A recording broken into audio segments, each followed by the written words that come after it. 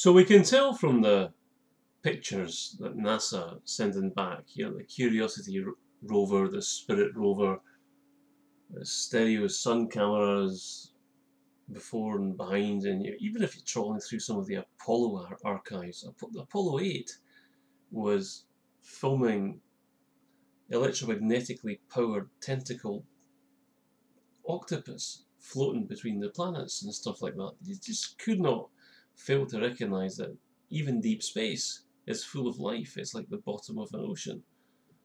Obviously not dependent on oxygen the way we know it. Certainly oxidation and reduction is redox metabolism, it's called. We breathe in oxygen and we have a transport system that's dependent on iron and stuff. These things we see floating between the planets are not dependent on oxygen. They're anaerobic. They do seem to suck in energy from objects, and probably they just grab other orbs out there, like it's a big sea of stuff. You go to planet Mars, you look at planet Mars, and it's got trees, forests, lakes, archaeology of human skulls, alien technology, broken up bits of. They're not just all the junk on Mars is not attributable just to Russian crash probes or NASA crash probes. There have been a few, mind you, they have crashed on Mars, but you can see downed UFOs. In fact, you can see UFOs flying about. You see all sorts of stuff. I mean, unfortunately, because the Greys are specialising in holograms, you also see things like gophers, giant gophers in black tailored jackets. I mean, obviously this is a wee bit much, but when you look at the actual things like ant runs, the big plexiglass tunnels that might have been used to drain the oceans or the remaining oceans.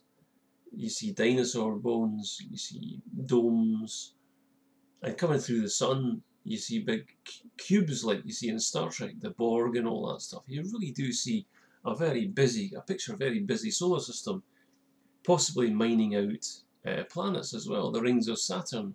I mean, Saturn's got these big hexagonal, they have to be not naturally created force fields on the top and bottom of Saturn. You've got these huge, big, enormous mining ships, first spotted in the 1970s, ringing out that they could well be getting into the rings of Saturn, mining out the rings of Saturn, and it should ring out an alarm bell to someone who has been happy in their comfort zone to believe that science can explain everything, science knows best, science has got the reasons and the theory for everything. Except that science clearly is not acknowledging certain data that's inconvenient, and that the amount of certain data that's inconvenient is incredible. You could not fail to spot, even with the heavily doctored pictures that NASA are putting out, oceans and evidence of oceans, real lakes. I've actually picked up pictures of crocodiles and lizards, and that means that there's an ecosystem on Mars. I'm not surprised that John Carter of Mars film got panned by the critics. John Carter of Mars, a Disney classic.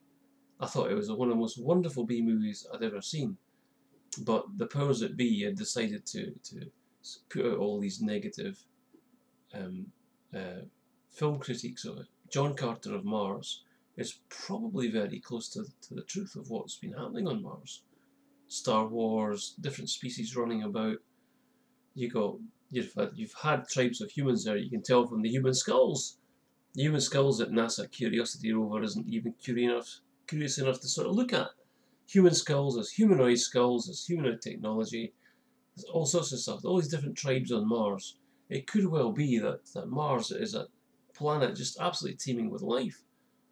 So why NASA are particularly focused on putting drops of acid on tiny bits of rock to find out if there's maybe oxygen or something is incredible. I mean, really, the stuff to be seen on Mars is unbelievable. And I mean, like the usual cover stories, you get all these disinformation artists specialising in deliberately choosing nonsensical-looking pebbles and making out that it's the you know, it's a monster, or it's a tiny humans are being crushed and destroyed, and heard it all, eh?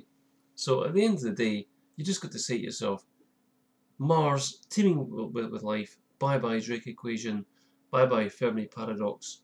None of that science stuff that we hoped might explain everything is actually going to explain anything.